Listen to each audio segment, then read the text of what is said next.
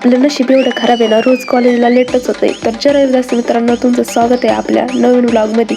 सकाळी सकाळी पहाटे 6ला उठून आज मंदिरात पाया पडायला गेले स्वामींच्या दर्शनाला. तर मस्तपैकी दर्शन करून सगळं उरकून कमानीपाशी गेले. आपल्या लालपरीची वाट बघत बसले. 6:15ला तिथं एसटी आली. मग काय डायरेक्ट एसटीमध्ये बसले आणि डायरेक्ट नगरला.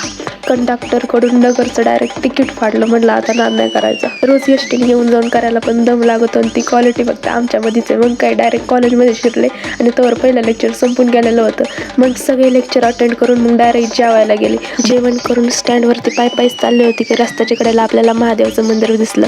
मग काय डायरेक्ट दर्शनाला आतमध्ये गेले. मस्तपैकी दर्शन केलं महादेवाचं. प्रार्थना केली फर्स्ट इयरला ऑल क्लिअर व्हावं म्हणून.